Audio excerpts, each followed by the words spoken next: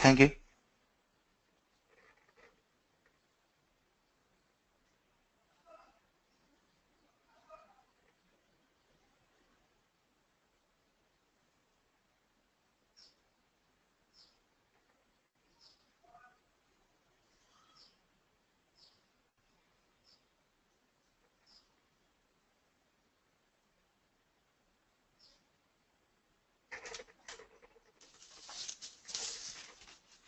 Cool. Let's quickly begin our session here for today. Okay. Before we start, other than Venu, Manju, you have any questions for me? No, I don't. So, thanks. Okay, cool. Correct me in case if I'm wrong. Menu, at what point we have stopped yesterday?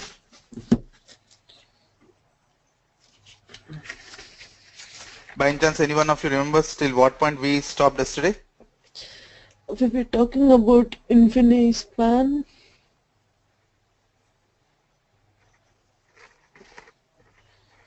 Did I say what is infinite span? What is the purpose of an infinite span?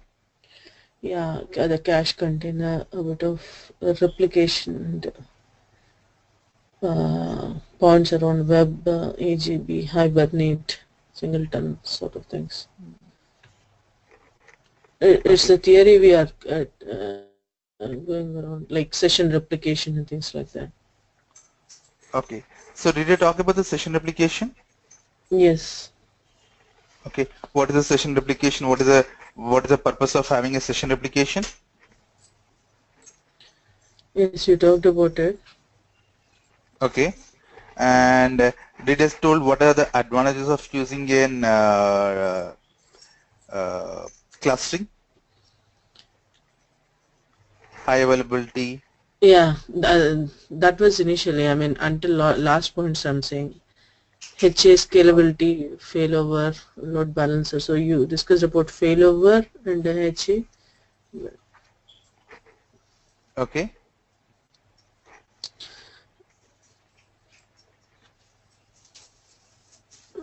I mean, Give me you told one. us a difference between HA scalability, I mean, a bit of more on all these points, but I think we are yet to do the lab and stuff like that. And Cool. also Okay. some J groups configurations. Okay. Cool. No problem. No problem. Uh,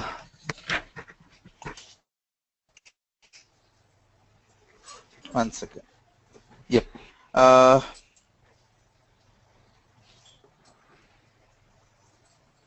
yep. Sorry.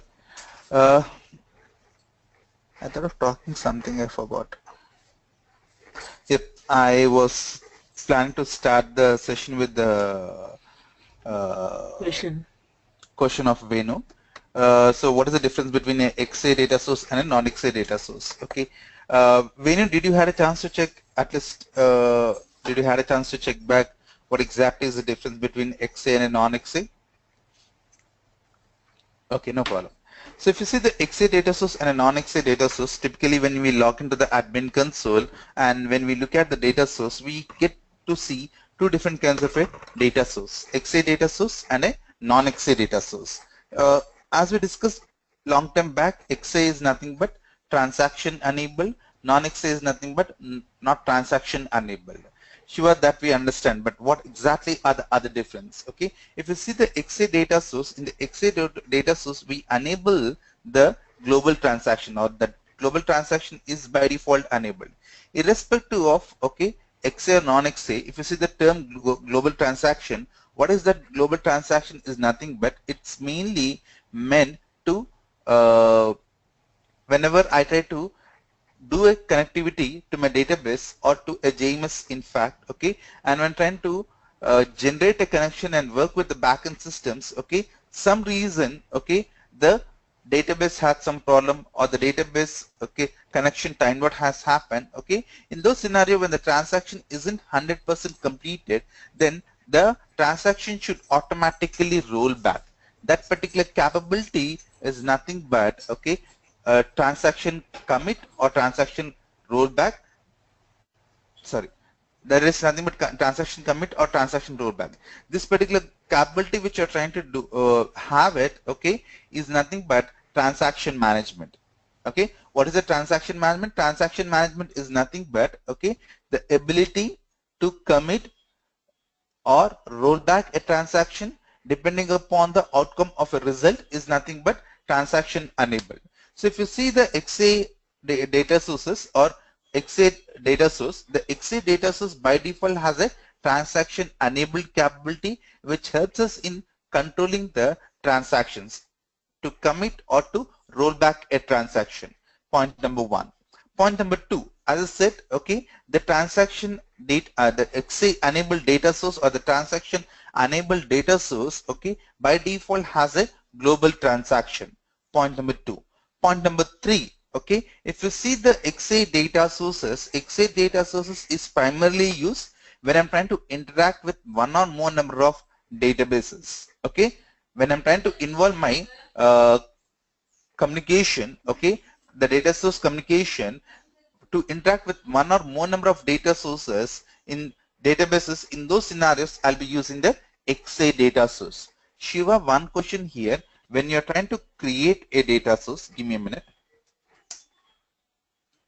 Not this one. It also includes JMS, right? Apart from databases. Yeah. Because JMS is another topic where we try to generate the connections.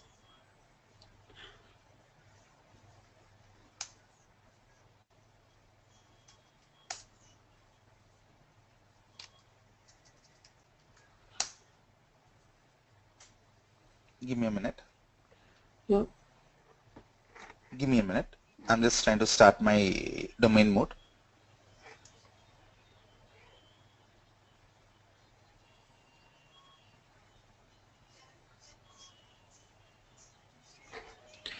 What are all those deprecated values it's displaying? Which one? In that, when you're starting up, it's saying like deprecated. Most of the, I don't know what are properties.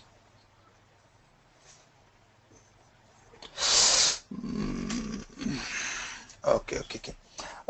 You work with WebSphere, no? Mm-hmm. In the WebSphere or in case of any software system, okay, whenever I'm trying to release a particular new capability in the WebSphere or in the WebSphere or WebLogic or any applications or any software systems, okay, I'll try to provide a backward compatibility for that particular feature till some Mm-hmm. particular versions. Okay, Okay. after that I try to remove that. If you see here, okay, the same thing they're trying to talk about. The default stack, okay, there is another attribute, okay, they're trying to say that it will be getting replicate, it's in the deprecated mode, and down the line it might be removed also. So there are a couple of properties like that he was trying to highlight here. But let me log into my admin console.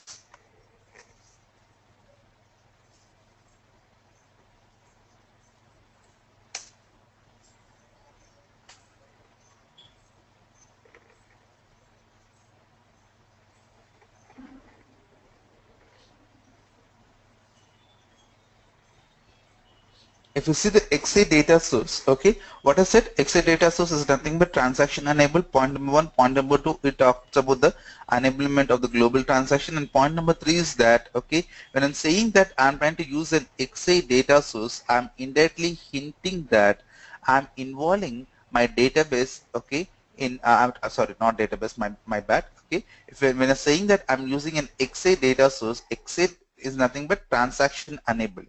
It involves your transaction manager to interact with one or more number of databases or the database related resources like your JMS. What does that mean to say? Shiva, when I'm trying to create a data source, when I'm saying at here, okay, I try to give the name of only one particular data source, okay, or one particular database, okay. How is that it is trying to invoke the next database? Very simple. If you see your JBoss application server or any XA enabled data source, okay, like how we have a clustering capability at the application server level, we also have the similar kind of a concept at the database level, where in which two to three databases will be combined together, and we call it as a database cluster. This is related to that. Clear? Clear? Not clear? Okay. Uh,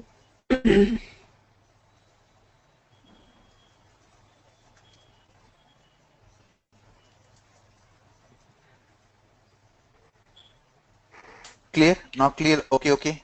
Anyone, any questions? that can be done with non-exe as well, right? But The non-XA, you don't have a transaction controlling enabled. on the enabled on the data source. Okay. Mm. Let, let, let, let's take a simple example. Okay. Uh, another another important point I can highlight here is that, okay, if you see the XA data, non-XA data sources, the non-XA data source is generally meant to be used by a servlet or your regular single database JDBC connections like that. Okay. But in case of a non-XA data source, as I said, okay, we try to involve one or more number of data bases or the database related resources like your JMS. Okay, in a JMS, if you see in one of the instance, okay, we have something called as queues and topics. We'll talk about that little later. So when a messages comes and sits in the queues or topics, okay, how does a messages can come and sit into the queues or topics is that a connection has to be established between your source and destination. Mm-hmm. Okay, in those source and destination, when you're trying to establish, then only the messages can be flown. This connection is again established by using an one of the JMS resources. Okay, Mm. give me a minute. Sorry.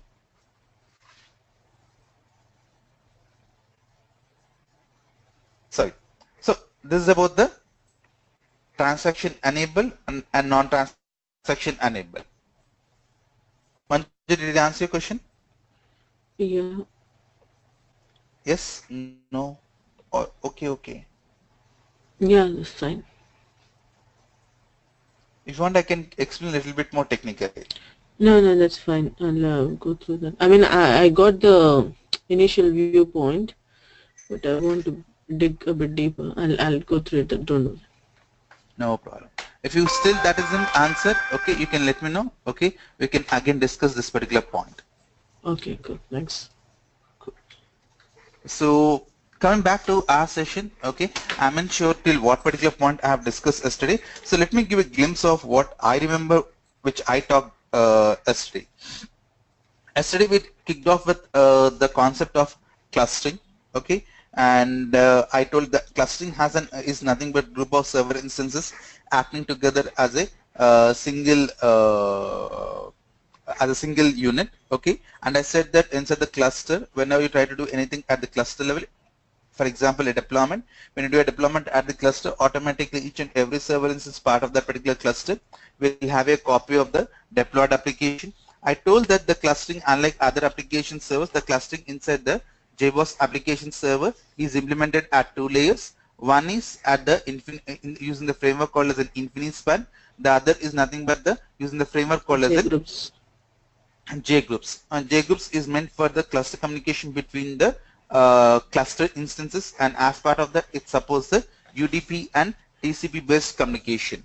And I also remember talking about the infinite span, and I told that, okay, infinite span is nothing but it's a one that is responsible for the session storage and replicating of the session between the different clustered instances. And I told that as part of that, it has got different cache container, okay, for replicating of the cache between the different architectures or technology. For example, in case of a servlet based communication, okay, servlet based application, it uses the web for the session replication, and the name of that particular cache container is REPL. For a singleton, it is default. For Hibernate, is local hyphen query. Again, for EJB, it is REPL, which is the name of the cache container. Anyone, any questions on that till here? And So also if you remember saying want that, the, yeah, yeah, go sorry. on. Sorry, go on.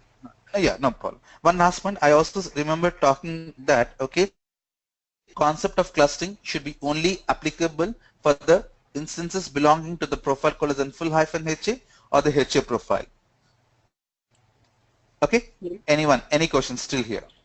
So if you want to enable the session replications or the cache container or something like that, the InfiniSpan should be there, I mean enabled, even though you have JGroup stuff, but these are exclusively for the InfiniSpan features, right? Now these are by default there in a system. Okay, these are by default there in a system. Okay, the moment you say that I'm choosing a profile collision HA or a full hyphen HA profile, by default it knows that, okay, the instances that are part of this particular single server group will be participating in the clustering capability.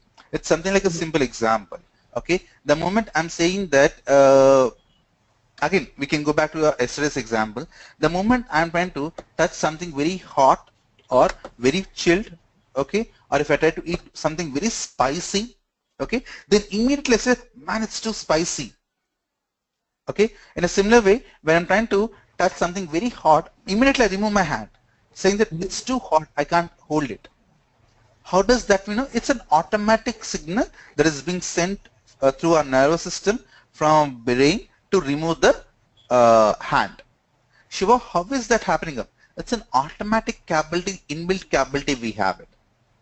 Clear? If you see the latest cars that are there, okay, we have something called as an automatic cars, okay, or keyless cars. Traditionally, what we used to do, whenever we want to drive a car, we used to insert our car on the ignition, okay, start it, put the gears, okay, first, second, third, fourth, reverse like that, and we used to drive a car. Now everything is an automatic. You have your key in your pocket, okay. There's a button, you click on that particular button, the car starts, okay, and you move your car from the neutral to the forward, and like any other gearless scooter or moped, you can drive your car, no problem. Clear? Yeah. Same here also. The moment you're saying that I have the server instances belonging to the profile collision HA or a full HA profile, by default, depending upon the app you're trying to deploy, according to that, okay, you'll have the cache containers enabled. Okay, okay. Clear? Yep. Anyone? Any questions? I'm clear. Okay. I have a question. I want to I'm trying to deploy an application called as an let's say abc.er file on my JBoss clustered environment, which has implemented the EJBs with the if you see the EJBs, we have got multiple EJBs. We have got the EJB as message driven bean, stateful session bean, stateless session bean, like that. Okay, so I picked up the second option and I developed my application and I deployed my application. I see that, okay, the moment I deployed this particular application, okay, as an admin, when I'm trying to scan the log, I don't get the information whether the replication between the instances for this app is happening up or not. Can you tell me what could be the reason for this? And believe it or not, I have the instances belonging to the HA or full hyphen HA profile, okay, and whatever the JBoss has told to me in the guidelines or in the textbook, all of the steps I followed. What could be the reason for this EJB to fail the not to have the session application enabled?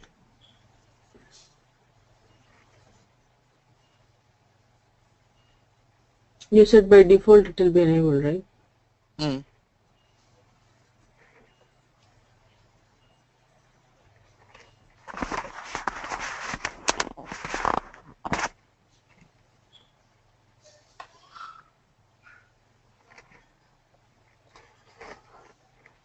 If you can recollect my question carefully, then you'll be able to answer the question.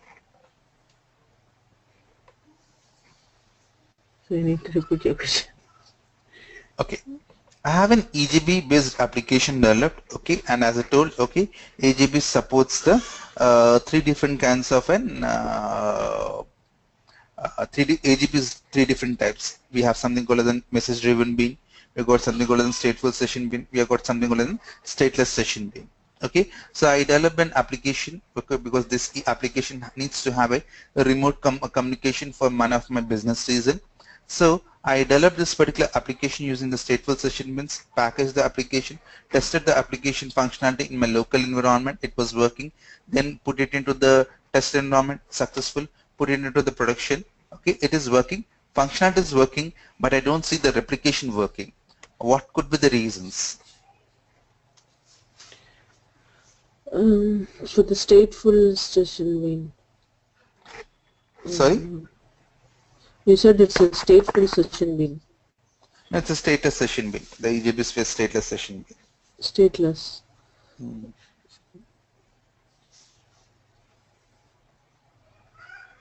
And believe it or not, functionality is working awesomely. No problem with the functionality. You need not exclusively give it as an enabled or something like that, even though you have the functionality in it. No, we don't have to do that.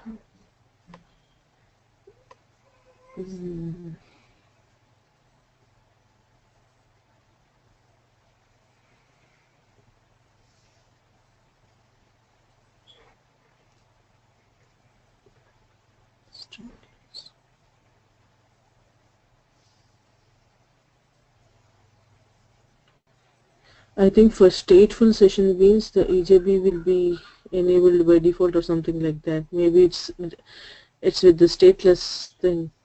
I'm not quite sure. Sure.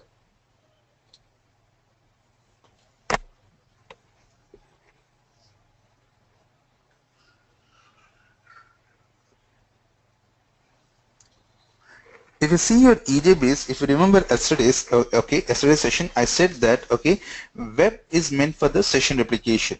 Hibernate is meant for the entity related caching. Okay, EJB is meant for the stateful session bin replication.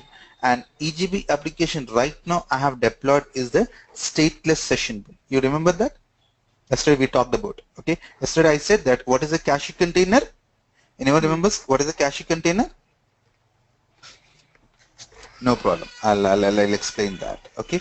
If you see the cache container, okay, the cache container is the one which contains a cache. Okay, depending upon the type of the applications I have got, or depending upon the type of the technology I'm trying to use, okay, a cache will be supported to that one. And the container which is having this cache is called as a cache container. And JBoss application server supports 4 different types of predefined cache containers. What are them? Okay, we have the EJB, we have the Hibernate, we have the singleton, okay, we have the web. What is the EJB is meant for? Okay, the EJB is meant for the stateful session bin replication. Web is meant for the session replication of the objects. Okay, Hibernate is meant for the entity caching. Okay, singleton is meant for the singleton related application caching. Okay, and I clearly remember saying this one yesterday, and I also said that EJB. I said that it's meant for the stateful session bin replication. Yeah, and what I wrote that point here as well. And yes, yes. Okay. I just turned the page now. Yeah. Oh, okay. You wrote it. You are making a notes too. Yeah.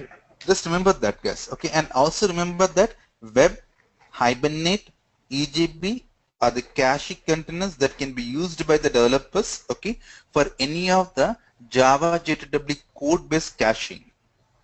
Clear? EJB, Hibernate, and web are the cache containers or the caches that can be used by the developers to cache any of the Java JTW related components. Clear? Not clear? Okay, okay.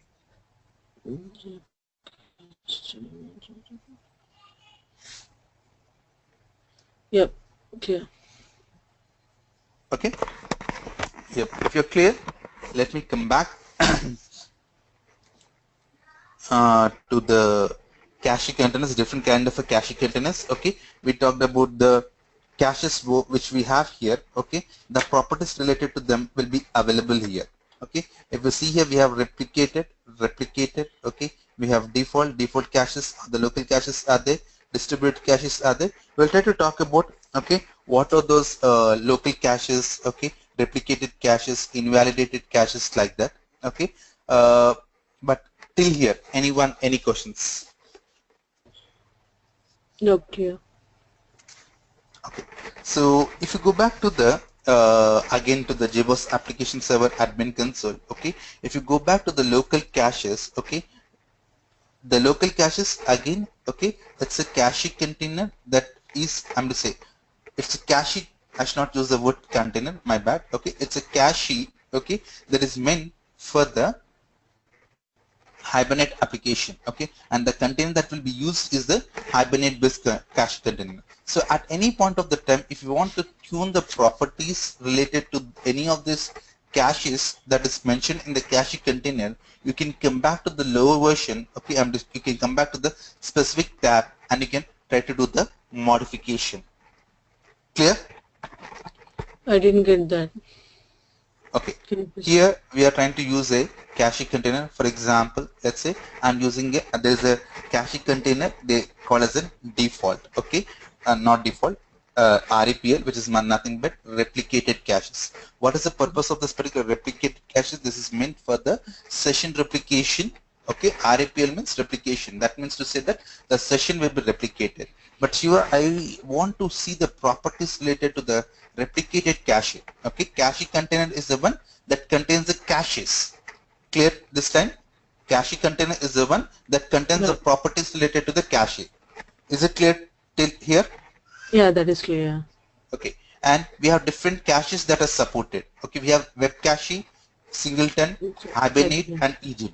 Okay, for example, in case of a web, okay, the name of the cache that is there is called as a replicated cache. And I said that for all the web-based applications, we use the session replication, okay, and the name of that particular cache that responsible for that is the REPL, okay, and you want to know what are the properties that are there inside the replicated caches, okay, you want to know the complete properties related to them, then you can get it under the replicated caches, okay. There's also something called as an invalidated caches, okay.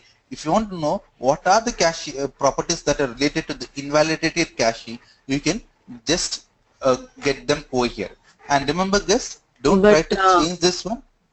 But if you see the cache containers, the Hibernate default is, I think the default cache is default or local for Hibernate. How come it's showing as an invalidation cache here? This is the cache, and this is the cache container. Remember, that's the reason I said, are you clear with what the difference between the cache and a cache container? A cache is defined inside a cache container. A cache container, here it is referring is in Hibernate. Here you are seeing it's a name of the if you see the name and default cache, so the name is the Hibernate is the cache container, right? Okay, Hibernate is the cache container, and the properties related, the cache related to that is named as a local query. Okay, local query. And if you see here, invalidated, okay, invalidated cache is one of the cache type.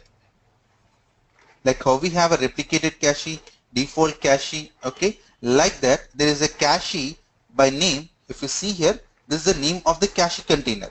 As it is said by you, Hibernate is the name of the cache container, which is meant to cache the local query related to the Hibernate. If you see your Hibernate, Hibernate goes and talks to, we have an hbg-cfg.xml file, which is an Hibernate configuration file, which has the information about the database related properties, which using which we'll go and talk to the database. So that's a different story. I'll not get into that. Okay.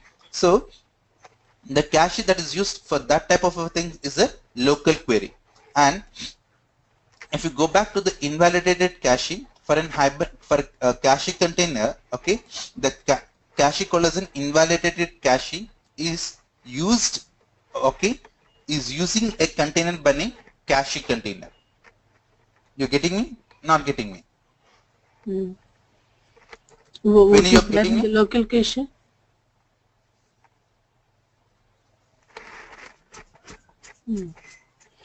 So Clear? it's there for both invalidation It's there and for the both.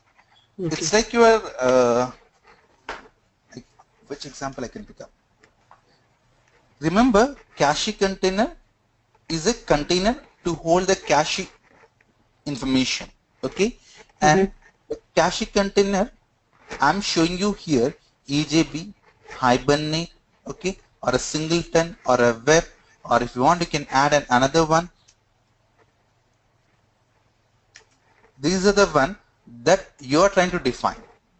Clear? Okay. These are the one you are trying to define, the containers you are trying to define.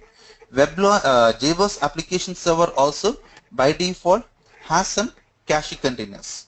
You agree to that or not? Yep, yep. Okay, it has an EJB container, it has an Hibernate cache container, etc. and etc. And apart from that, not only the RAPL cache is available, local query cache is available, but apart from that, it also supports couple of more cache mechanisms like your local cache, cluster cache, invalidated cache, distributed cache, like that.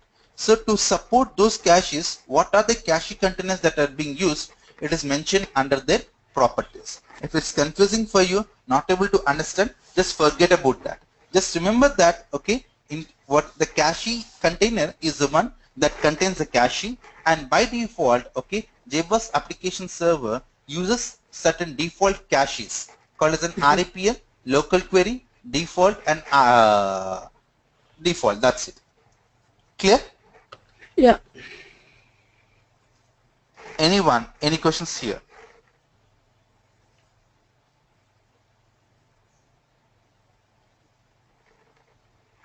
Silence can assume it's clear to everyone. Yeah, clear for me. Cool. If you're clear, then let me go back to the next topic. Okay, so we talked about the infinite span, we talked about the J groups and what are the properties present inside the infinite span and J groups. Okay, now we'll try to talk about the theoretically we'll try to talk about the mod cluster. Okay, I hope every one of you knows about the mod cluster. Venan, do you know about mod cluster? I heard it anytime about what is the mod cluster?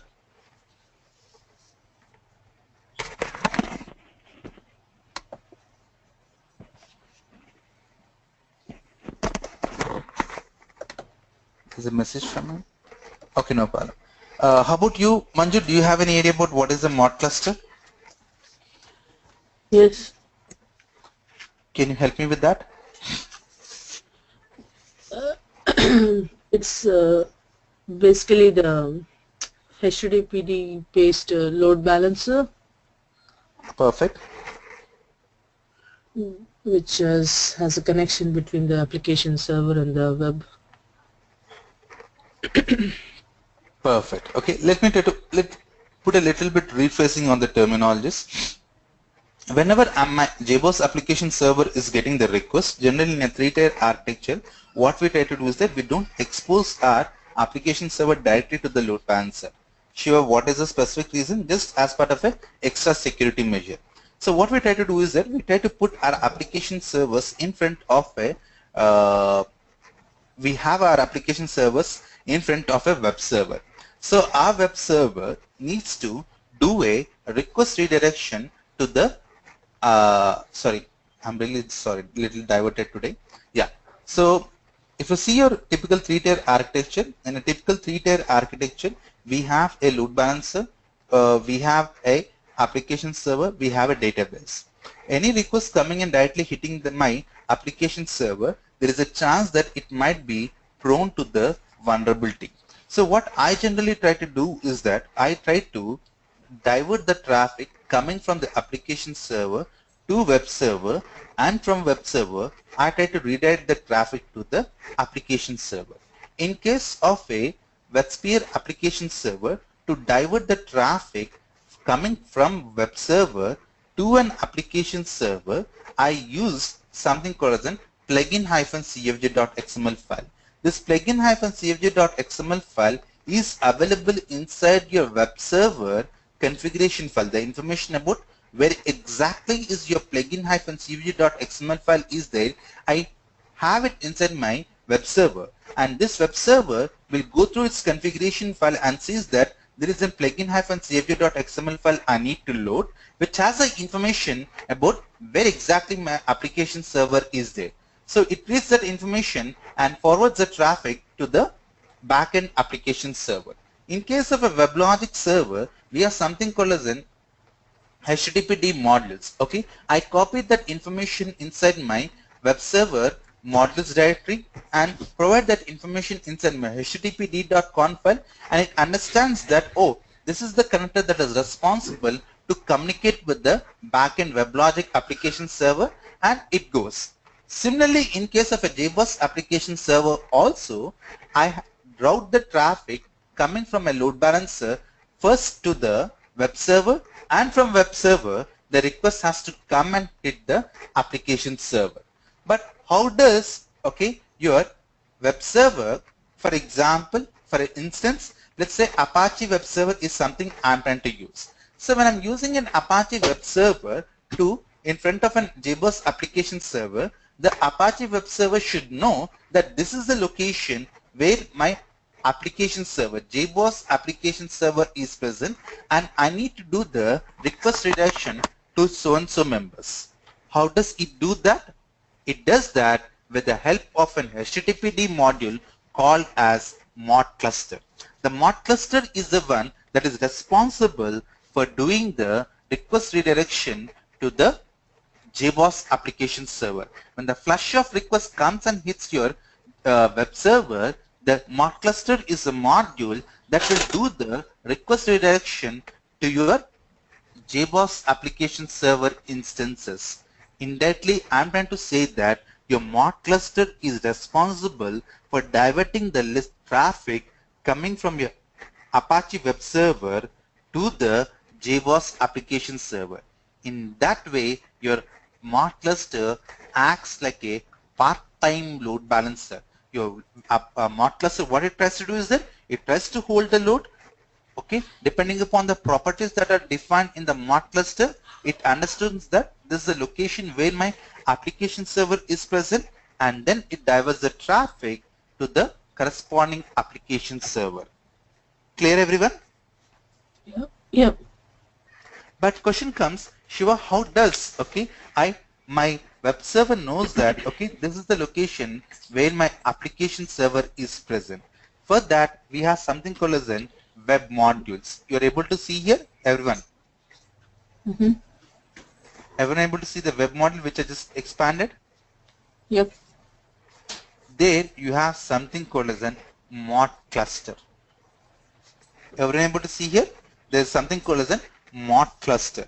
Under the mod cluster, we have got 4 important parameters.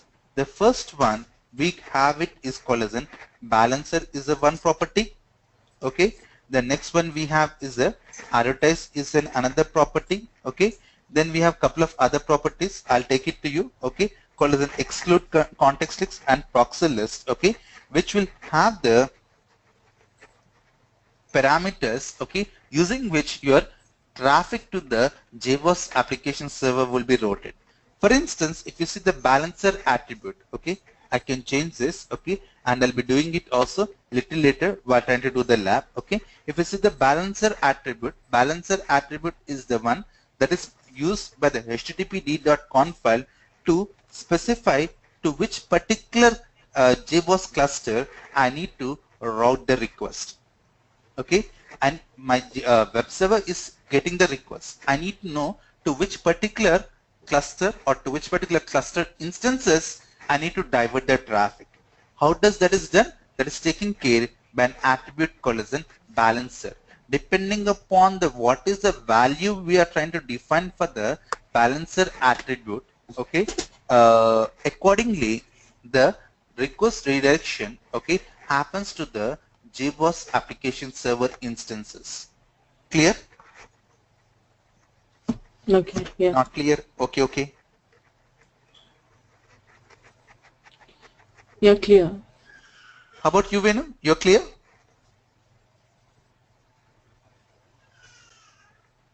Okay. The next one we have here is the advertise attribute. What is the advertise attribute? By default, if you see the advertise attribute, okay, the advertise attribute by default it is being checked. If the advertise attributes if it is checked by default, that means to say that the value of the advertise attribute is true. And if the value of the advertise attribute is true, you're indirectly saying that, okay, you're allowing your web server or your HTTPD server to locate the list of available nodes in the cluster dynamically. Let's say that initially you are defined inside the cluster that you have 10 servers. Some reason one of the or the two of the servers are down.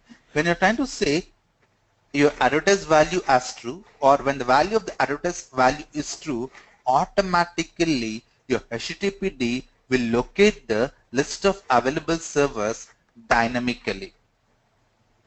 Clear?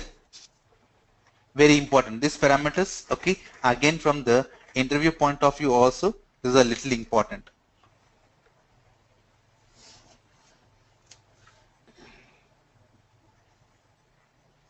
Clear? Not clear? Okay, okay. Okay. Silence, I assume it's clear from Manju and Venu. Let me continue. Apart from this, okay, as I said, okay, we also have couple of more attributes called as an exclude context. Okay, what is the meant by exclude context? Okay, exclude context is nothing but, okay, you can see that one here. Okay, exclude context parameter is the one which will say about the list of applications you want to exclude being accessed from the load balancer.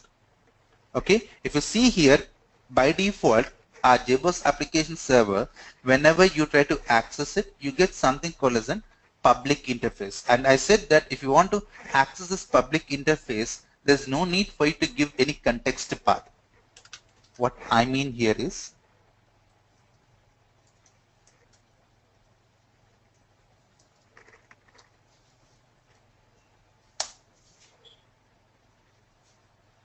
oh, not 8080.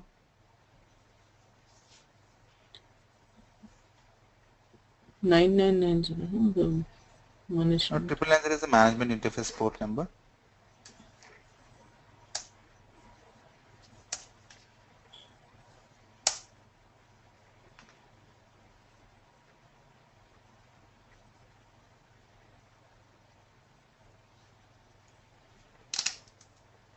Did I give any increment to my socket binding group?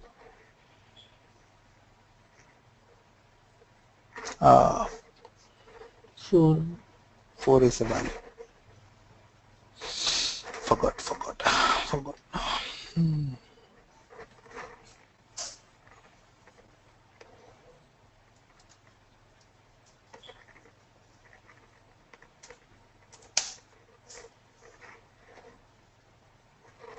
You see here, this one? Mm-hmm. Anyone remembers about this particular page? Yep. Venu, you remember this page? Okay, this one we call it as a public interface. Okay, without entering, generally whenever I want to access any application deployed in the JBoss, okay, I try to give the HTTP or a HTTPS port number followed by the context path. Okay, here what we are trying to do is that without giving any context path, I am trying to access, and once the JBoss application server is up and running, okay, then I try to access the HTTP interface, or what we call it as a public interface, without giving any context path. Okay, so this one, when I'm trying to access it, I get a console. Using this console, I can do some XYZ operation. So see, instead, Shiva, if you are seeing that EAP management, there it's coming as an unnamed domain. No, the management console itself on the yes, tab. yes, Like, it comes. if you have to name it, is there any option on it? Like, Can you hold this question tomorrow? Yeah, sure. Or give me some time, probably tomorrow or today, end of the day. Okay, Yeah. I'll when we have a topic. Take your time and just fine. No problem. So yeah, what we are trying to talk about? Yeah, we are trying to talk about the exclude context. Okay, exclude context is the one, okay, which will say that, okay, what are the list of applications you want to exclude from being accessible from the load balancer. Okay, we have this public interface called as an root application. If you don't want to be accessible from the load balancer, okay, you mention that. You like this, if you got any of the other application, there some list of default application that JBoss has, okay, which it says that I'll not allow you to access from the HTTP or the web server. So the list of applications you have got, you can put a comma and you can try to specify that. And this property called as an exclude context is by default enabled. It's by default true. Clear everyone? Anyone? Any questions here? No, clear. Okay. The next one we have got is a proxy list. What is a proxy list? Okay, proxy list is the list of EAP servers, okay, which is used by the HTTPD, okay, for doing the load balancing of the request. Okay, am I clear? What is a proxy list? Proxy list is a list of EAP servers, okay, that is used by the. Can you have 1 minute, please? Don't mind.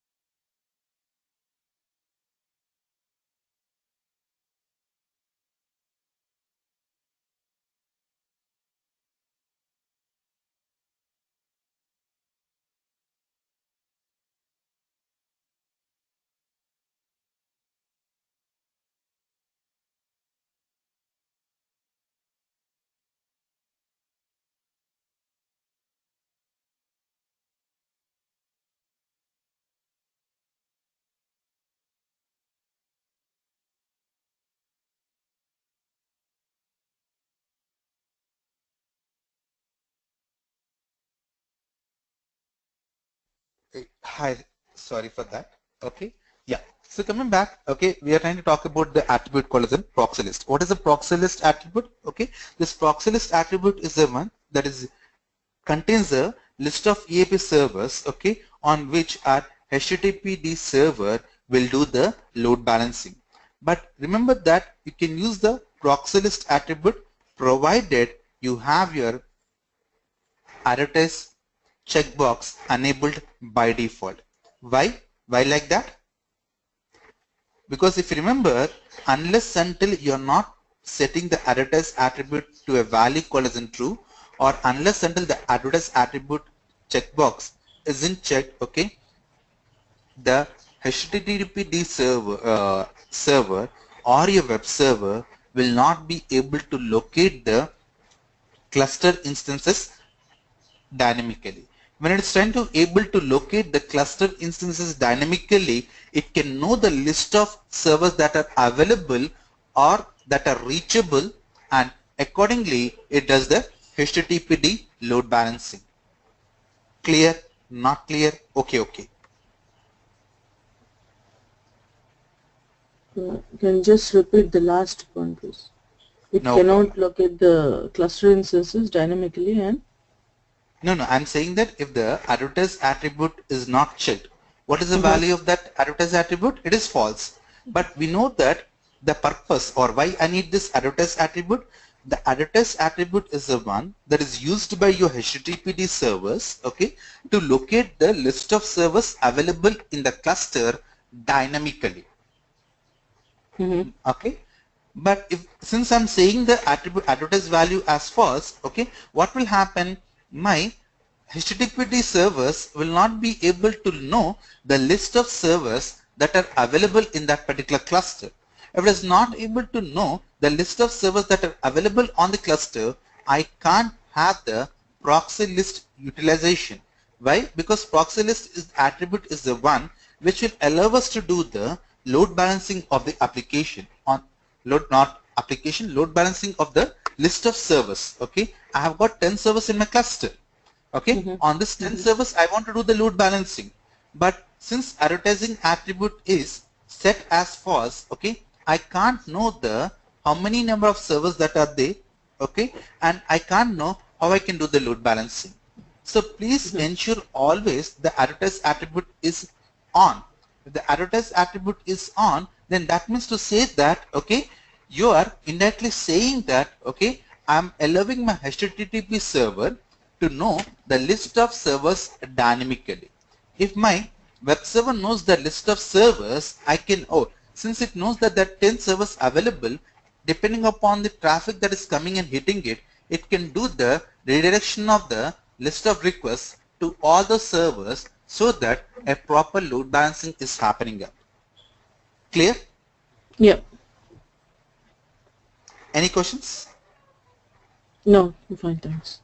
Shiva, what are you saying perfectly fine, but I don't want to allow the list of servers, okay, to be looked up dynamically by the web server. I'll say that I got server A, which runs on the port number, let's say 0. I got server B, which runs on the port number 1. So I'll try to specify that it has to do the redirection like this. No problem. It does the load balancing accordingly also. But this is not a good practice. Okay, because who knows the server A or B which is running on machine A, it might go down. Clear? Yeah. When you're clear?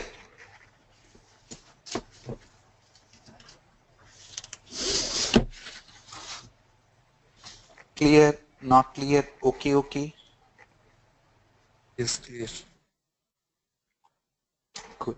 So if you're clear, okay, then let's quickly start our lab related to the cluster configuration in a domain mode. Okay, but before we start doing that, let's try to take a quick 5 to 10 minutes of break and come back. And once we are back, we'll try to talk about, okay, the lab related to the things that are needed to do the lab, okay, and I'll try to show you the lab also. Okay, Okay, thanks. thanks everyone. Bye. Bye.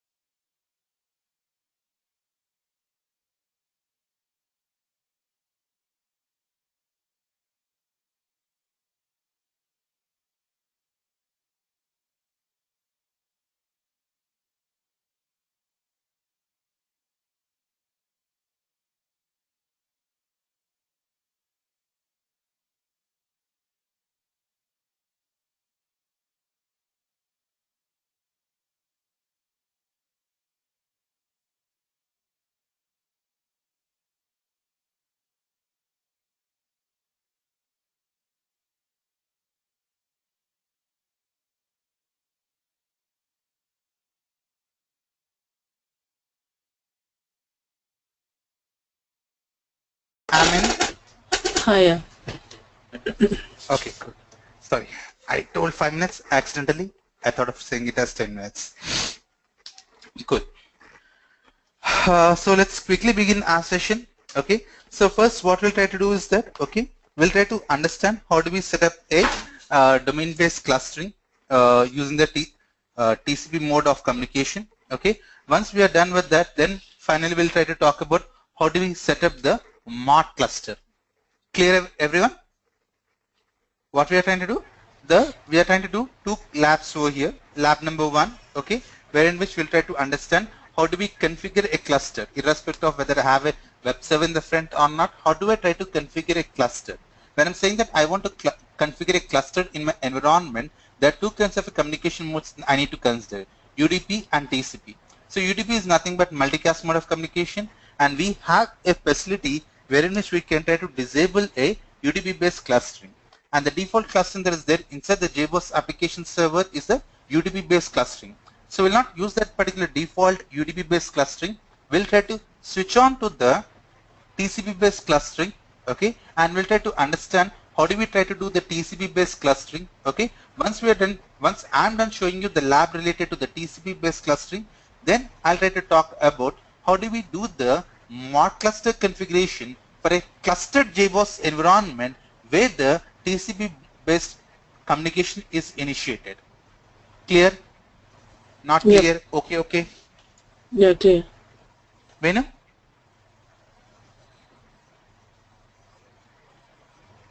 Clear, perfect. So to do the TCP-based clustering, okay, first thing we need to remember is about the, if you see the domain.xml file, where is my domain.xml file? Yeah, this is my domain.xml file, okay. Why I'm trying to refer to the domain.xml file? Why I'm not going to the host.xml file? Anyone? We are trying to do the lab related to the TCP-based clustering, okay? And I'm trying to switch on to the domain.xml directly, not to the host.xml file. Why? Any specific reason? Or is it accidentally I opened the domain.xml file?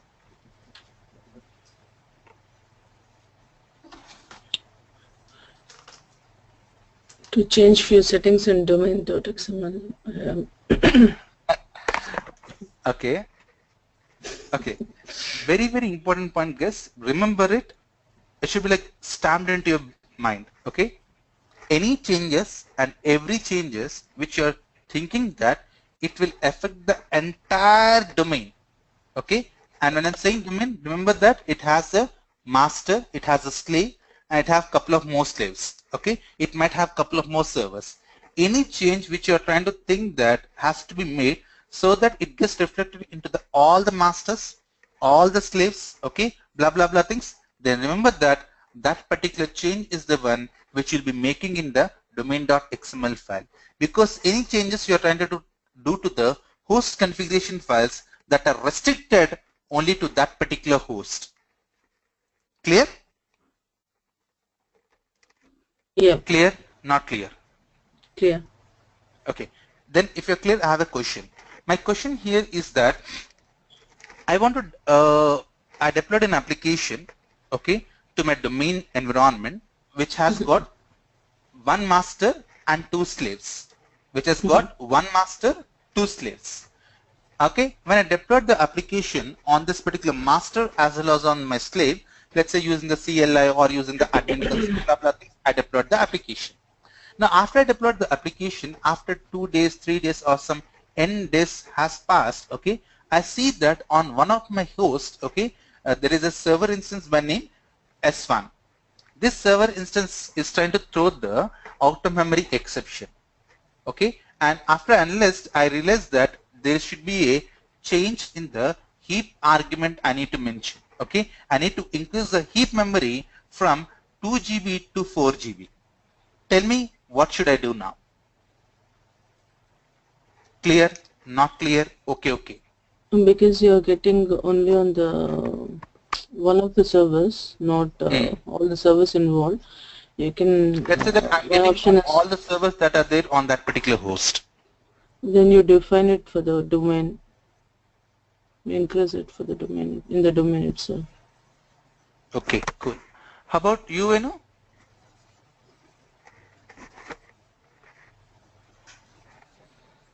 How about you, Venu? No, no, no. I'm not asking you. Okay. I hope he isn't there in any night shift. Yeah, I'm feeling quite drowsy today as well. Okay. It's like every day I'm getting up at 3 o'clock, right, in the morning, and so weekend. Just another 1 or 2 days. That's it. Yeah. Yeah. Okay. Let me answer this question. I'll not share it there. Okay. If you remember, what was my question? My question was that I'm having a master and 2 slaves. Okay, I deployed an application on my master as well as on my 2 slaves. But the problem here is that, okay, I'm getting an auto memory exception on one of my hosts, okay, and when I analyze this issue, I realized that I need to increase the heap argument from 2 GB to the 4 GB. And first part of the question was that, or the first part A of the question was that, what should I do now? Okay, since this is a problem you're getting only on one of the server, try to identify to which particular host it belongs. Then, if you know, once you know that this is a particular host it belongs, okay, go to that particular host, okay, go to that particular host, okay, and down the line for your server group, okay, there will be a JVM argument here. For your server, there will be a JVM argument here. You change the value over there, automatically the issue will be resolved.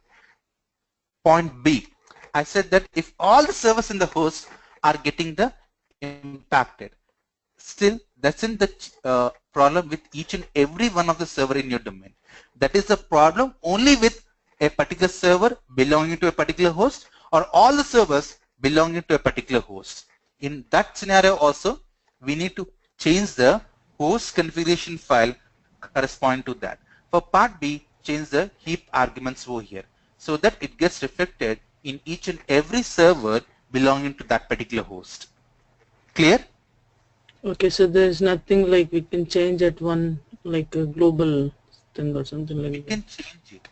If you remember, we can change In it. the domain. And I also told that if we try to change it here, and if there is a overwrite happening up in your host configuration file, that values will be preceded. And if there is any change happening up at your server level, that change will be given the preference. Why like that? Because the moment you start a domain instance, what will happen? Domain.xml file will be loaded, followed by the host.xml file. It's not the host.xml file that will be loaded first, followed by the domain.xml file. Clear? Mm-hmm. Able to make a difference where you make a mistake? Yep. Okay. The reason I asked this question was when I was trying to explain the purpose of what is the file we need to look on depending upon the change we got. I'm trying to configure a new clustered environment. Okay. When I'm trying to configure a new clustered environment, okay, I want to ensure that all the server instances in that particular clustered environment need to use the communication mode as a TCP based communication. And I also said that, okay, unless until you're not explicitly specifying, by default the JBoss application server uses the UDP based communication, and UDP based communication is a communication, okay, which is multicast.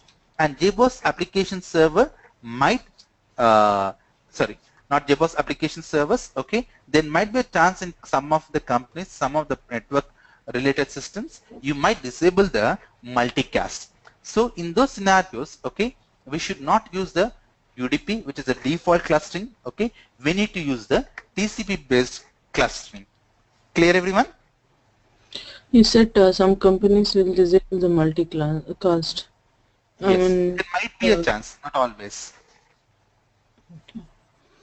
can you explain why it's disabled? If you wouldn't have asked that question, my next question was I was able to ask that one. Why do you think the companies, It is a, I it's mean, just it's a for the security reasons, I guess, but no, it's not for the security reasons. It is for what is a multicast mode of communication? If you guys remember, I said that each and every server instance will try to emit an heartbeat to each and every other server instance in the cluster. That means to say that I'm trying to keep on pumping the messages. You're trying to keep on pumping the messages. Someone is again trying to keep on pumping the messages. So it will be a lot of network overhead traffic. on the Yeah. network. Mhm. That's the reason. Okay. Okay. If you see in any typical companies, okay, we have a delivery head. Under the delivery head, we have the project managers. Under the project managers, we have the team leads. Under the team leads, we have the team members. Why is it that this much big headache? Why don't a team member go and directly talk to the delivery head? He can talk, no problem, no restriction on that. But it's not one team that one member or two members coming and talking to him.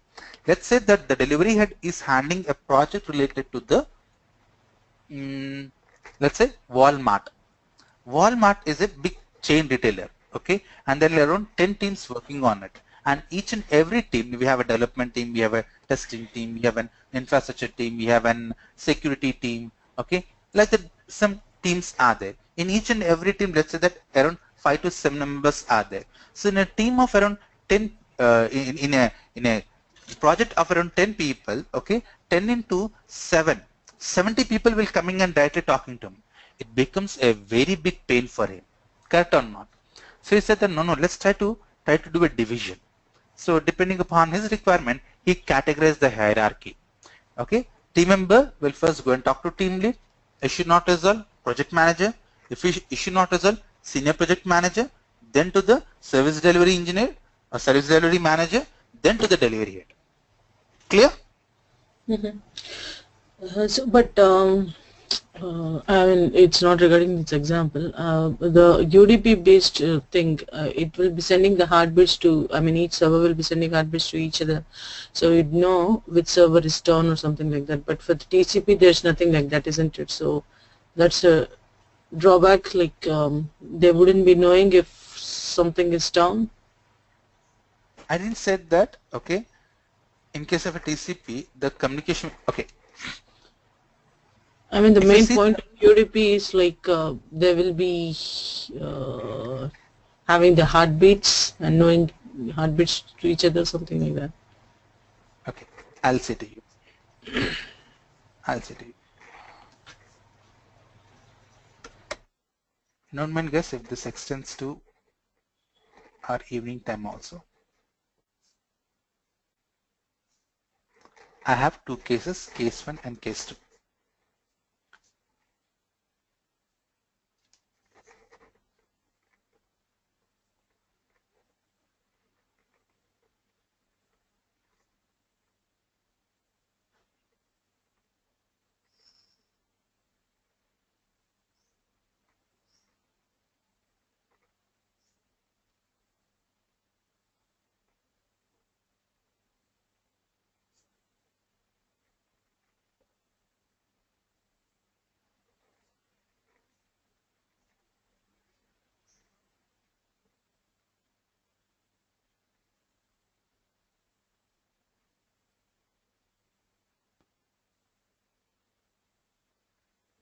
Okay.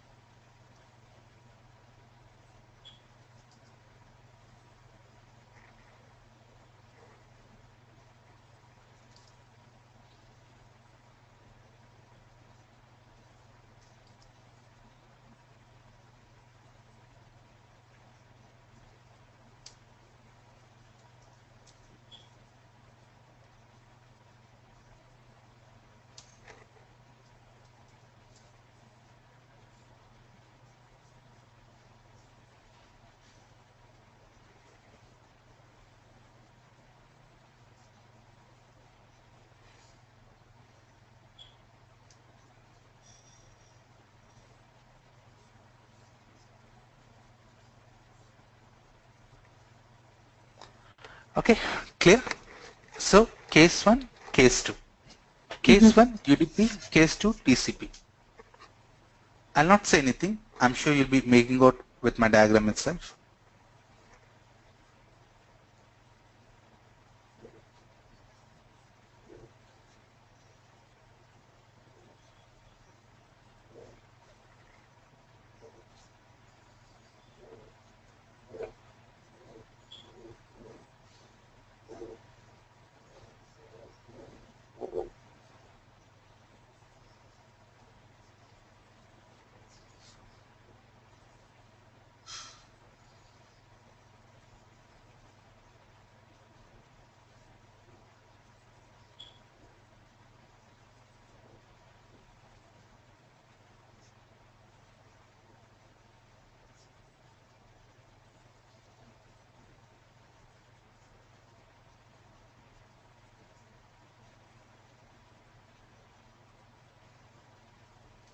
Clear? UDP? Yep.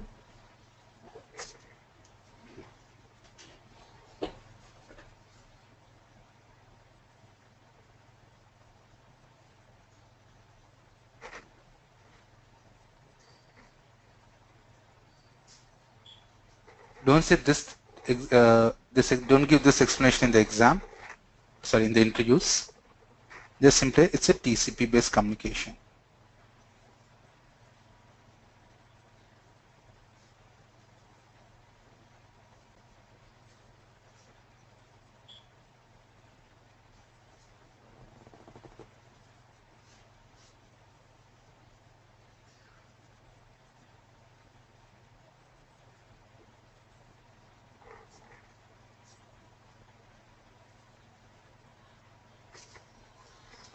TL means team lead.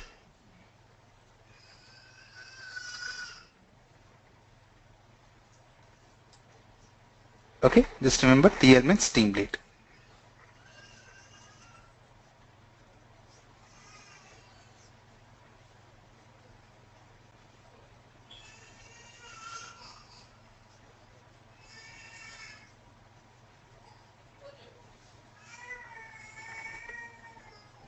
Can you make out a difference between the first and the second one? Which one you think is looking a little complex when compared to the other?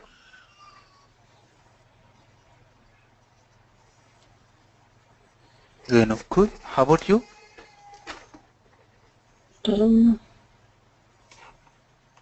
Okay, we'll not talk about which is the best or which is the comparison. Tell me what you infer from UDP, what you infer from TCP.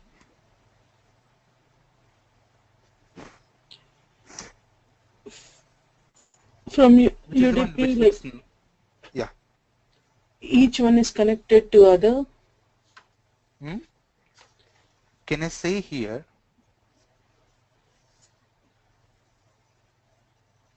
Can I say here many to many? Yeah. I don't want to use the word one to one, but comparatively. Can I say one to one here? Comparatively. Okay, not one to one, but comparatively.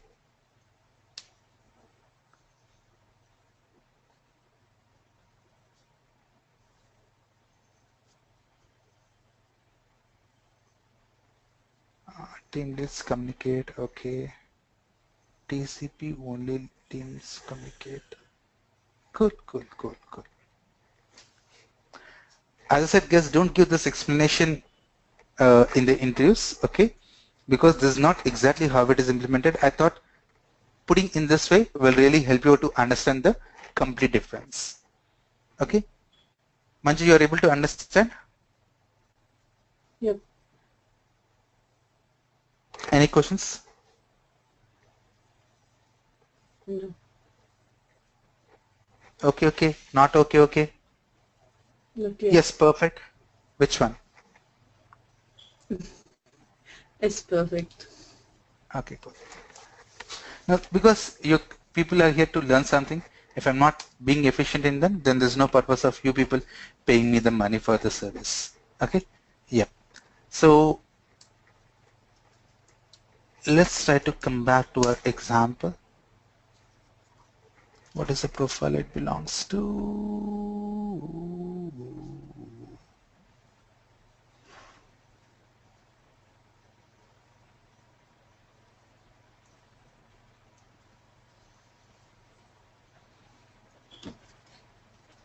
Yep. Good. So you see something here, something called as a default hyphen stack. Mm-hmm. Okay.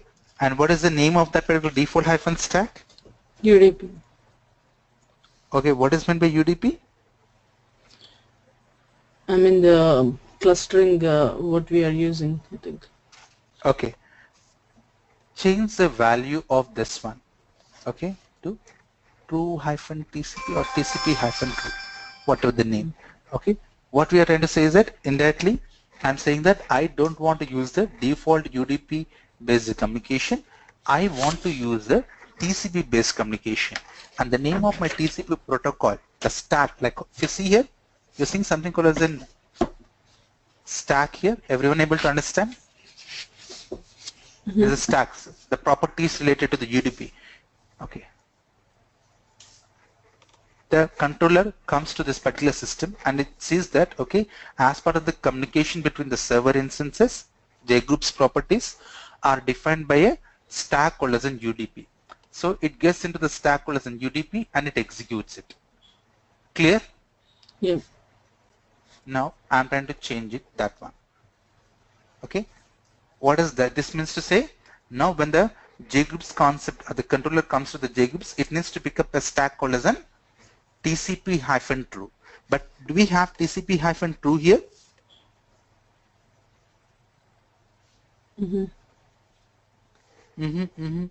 Clear, not clear? What you're able to understand what I'm trying to do first of all? Yeah, I mean you're just changing the mode of communication from UDP to TCP. Perfect.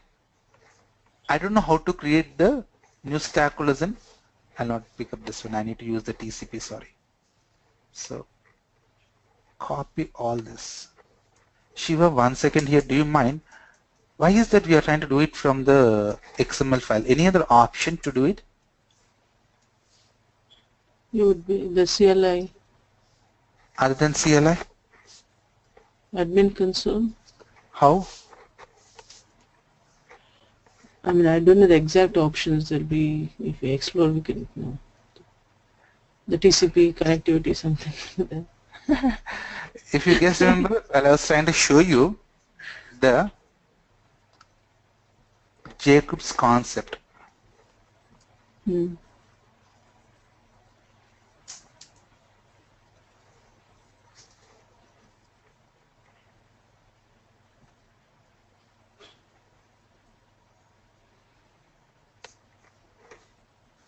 Okay. Clear? Yep. So we are trying to change an XML file. So when you're trying to change an XML file, please ensure that you take a backup of that XML file. Clear? Yeah. So we have a controller. When it comes to the JGroups, I'm saying that pick up the stack related to the TCP hyphen true. So what are the properties of the TCP hyphen true? These are the properties. We'll customize a couple of them. Okay, but the controller comes to here. Any questions still here? No. Okay. So the other question here is that, okay, there's some of the properties, okay, which you need to modify here, okay. The properties that you need to modify here is the IP and port number related details of your JBoss application server instance, okay. Clear? Clear? Not clear? Okay, okay. Which JBoss application server instance? Because we are changing it in the domain XML, right? So there are Yes, domain.xml. master, there are master and also the other slaves in it. No, we are not changing in the master or the slave. When I'm saying that, okay, the controller comes and hits this particular default stack, I want the, when the controller comes and hits the JGroups, what is the JGroups? JGroups are the one that are responsible for the cluster instance to communicate with each other. So what is the, how they have to communicate is defined by the parameter called as a stack. So I picked up a stack called as a TCP-true. When the controller comes to here, it has to know what are the list of servers that are available for which you are asking me to do the communication. Correct? Yeah. So here we need to mention the IP and the port number. Okay. In general, for a WebLogic or a WebSphere, we don't do this setting. We only make the changes at the web server level. Rest all the other things are taken care here. But here it's not like that. You need to mention the protocol, okay, containing the information about the IP and the port number related to your multicast communication. Clear? Okay, yeah. Anyone, any questions still here?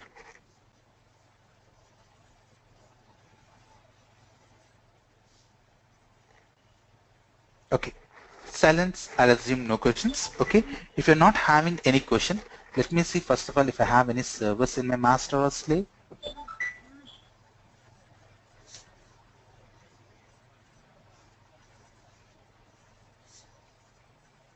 Oh, only one server in the master. They delete the server in the slave? Oh, I didn't start at the slave. Okay, give me a minute.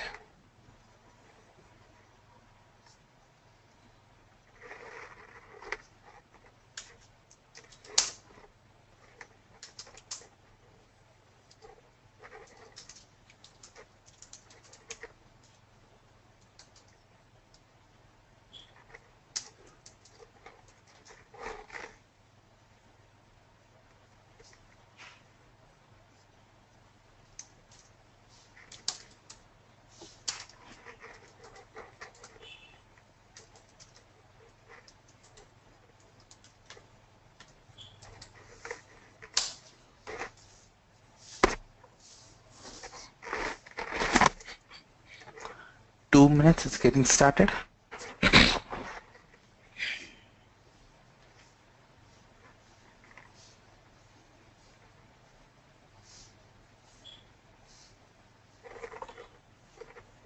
Two more minutes, it's getting started.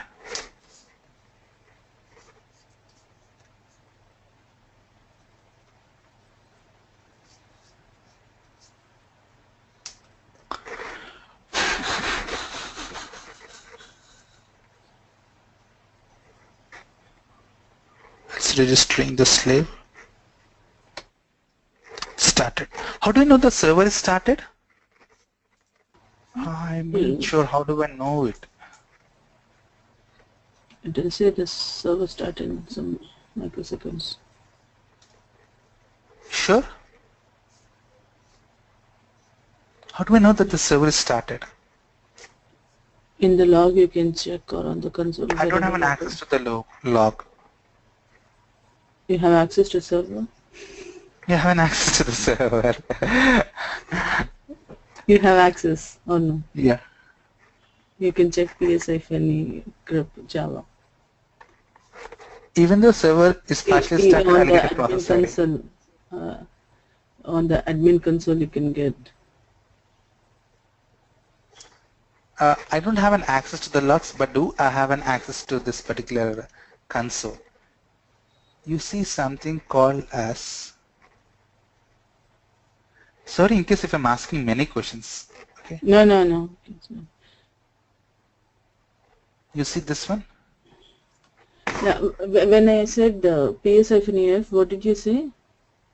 Even the server partially starts, still the process ID will be coming. Achha.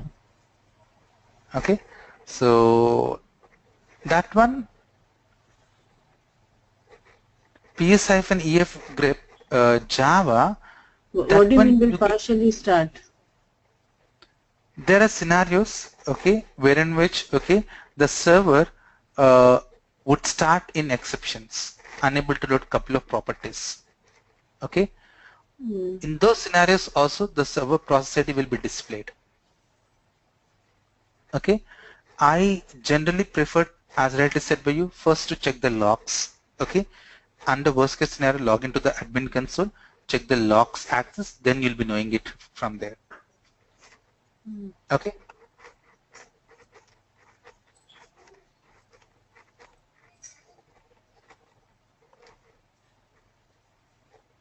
Clear?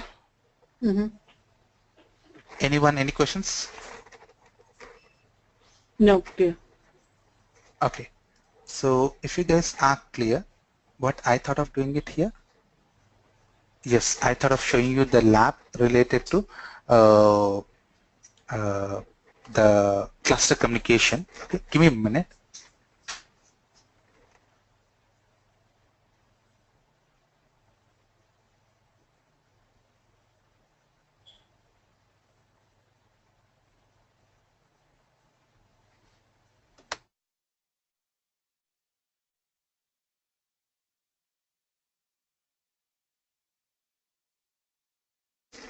Sorry, everyone. Yeah. So we are trying to talk about the TCP-based clustering. Okay, and we picked up the protocol as a TCP protocol. Okay, and I created a stack for my TCP protocol. Okay, the name of my TCP protocol stack is TCP-true, and I said that here what you need to do is that you need to provide the information about the list of server instances you have got along with the multicast port number. Two servers are available up and running. Where is my domain.xml file? Why is it to get the port numbers I'm referring to the domain.xml file?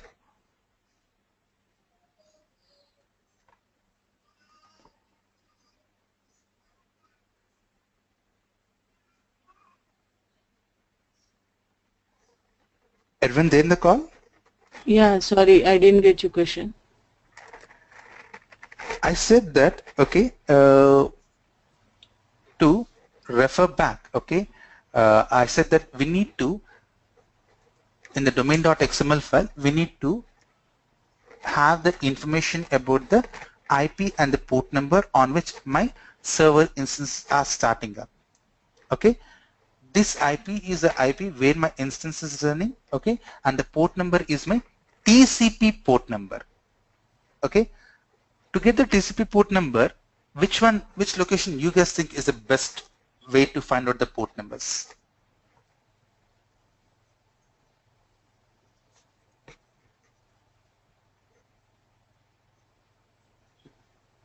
Here only is there, no? The J group's TCP port. This is the one location. Any other way we can get the port number? In the host XML, there'll be port binding offset and things like that. I'm not quite sure if there is any port directory for as such. How about any Unix command? Okay, you're talking about Unix. Is it open port or? I don't know what are the list of port numbers that are being used. Netstat is there, but if you know the port numbers exclusively what open it. I just know only the process ID. LSOF-I.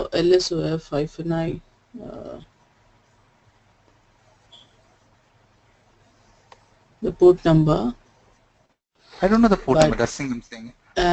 There is the process. I know that. I just know only the process ID. Let's say process is 123. So you can just see what process is running on that process ID. And I just want to know the port number from the process ID. Can I get it? You can get it. I'm not getting the exact command at the moment, but you can get it, yes. Just check that one. That's very important from the interview point of view also. And when whatever you said is partially correct. Okay. If I give netstat-an on lsof command, it just gives me the list of port numbers that are available. Okay. Nothing more I can get out of that. Okay. I want to get a port number corresponding to a process ID. Okay. So next thing what we need to do is that, okay, as I said, okay, we need to mention the reference of the list of IP address and the netstat-pl grep process ID. I just what Googled is it. P and L means? Process. I don't know, I have to go through again. They can come back. Okay. Take your time. I don't mind if you guys take Is one more day. used by the protocol, it seems. Program. FMP program.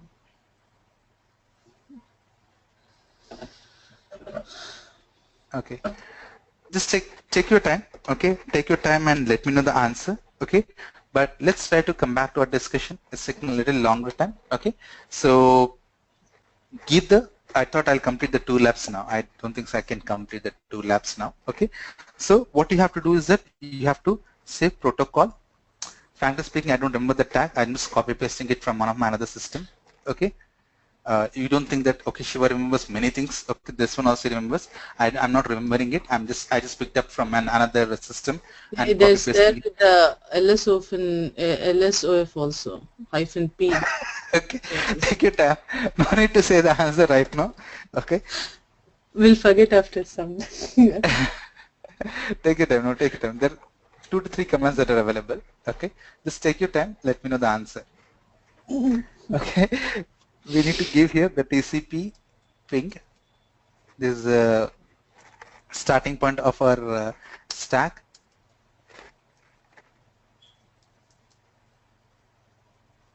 Okay. Property equal to, okay, whatever the host we have got. Okay, you can give that information about the list of initial hosts whatever we have got. Let me give it as default value only initial host.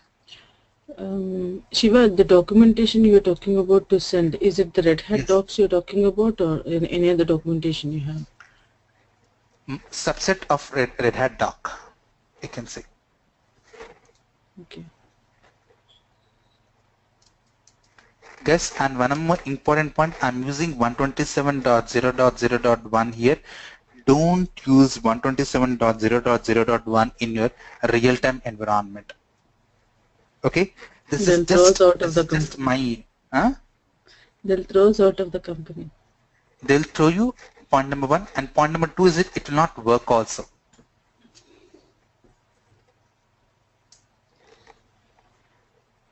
Yeah, this is not only for the Windows, even for the Linux Loop also. back address. That's a Default. loopback address. Okay, so never and ever use it. Okay, I'm just using it. Okay, please be very cautious. Okay, small mistakes. Okay, that will put you into a lot of trouble. I had one of my very good friend who was best in the scripting. I can say he's the one of the very good person in the scripting.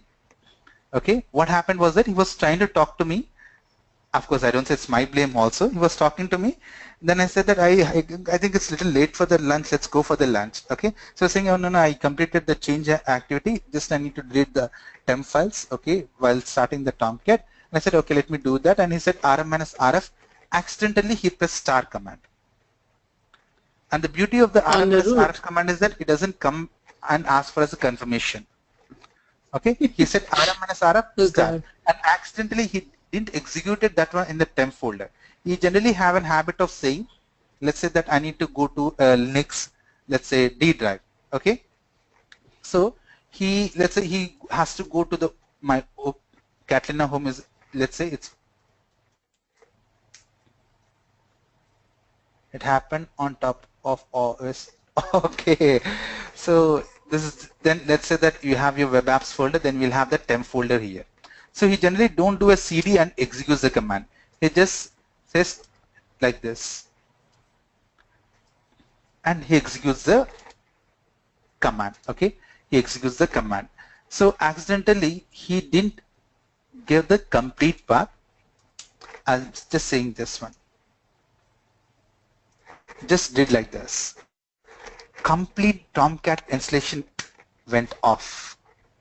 Believe it or not, he was next minute he would know, management came to know about that. There was a series of discussion happening up, and the end result of that one is that on that particular Tomcat installation there were around 4 to 5 critical important application. We don't even know how to recover that because don't have our a backup and recovery process runs on every end of the each day. So we didn't know what to do. And the only one thing we could do is that we asked that fellow to put down the papers and HR, we asked HR to accept his resignation with immediate effect. He was given a 2-month salary and he was asked to leave the company. Morning change window happened, evening he went off taking that particular letter. Oh God.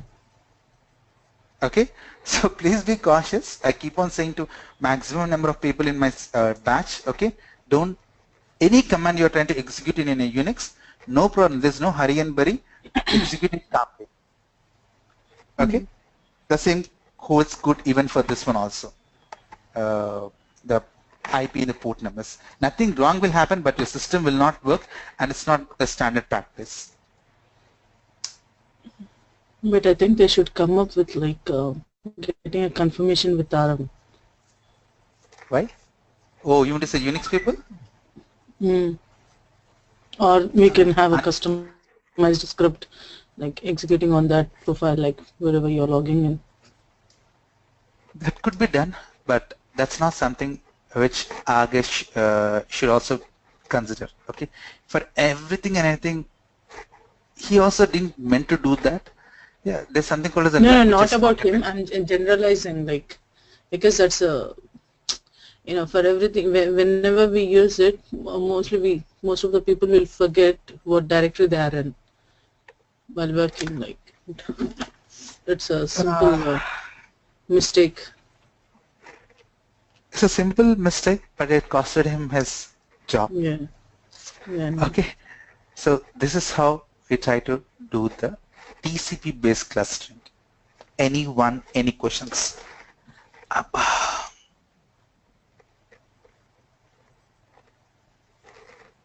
Anyone, any questions?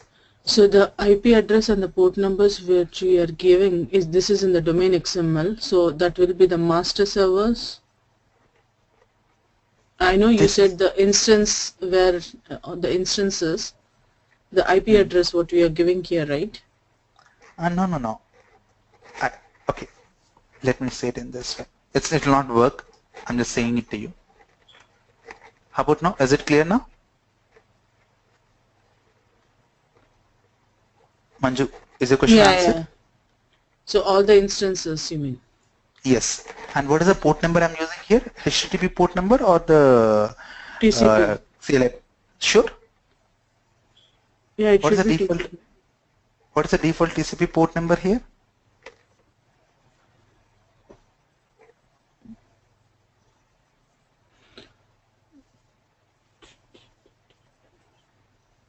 Seven six 7600 is the TCP port number. But if you guys observe closely over there, I given 7604 and 7602.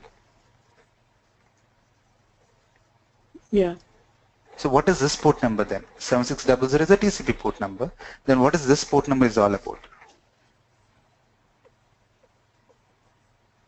Did I made any mistake? The J groups.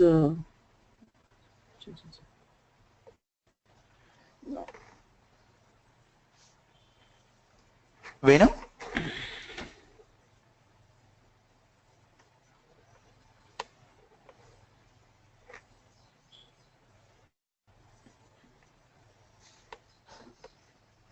It's because my port offset is 4 and 2. Okay. Guys, you're able to see on my screen, my port offset is 4 and 2. 7600 is the default port number. But if you guys remember, while I'm trying to create the server instances, I made the port offset to 4 and 2 respectively on my master and slave. That's the reason the value here is coming as 7604 and 7602. Okay. Be cautious. Okay, be attentive. Okay, I get the statement also. Yeah. So this is how we try to do the TCP plus clustering. Any questions you have, just check and let me know. Okay. Otherwise, in the evening session, we'll try to talk about the mod clustering followed by the messaging subsystem. Okay? Yep. All the best, guys. Enjoy the day. Okay, thanks. You too. Thanks, everyone. Bye.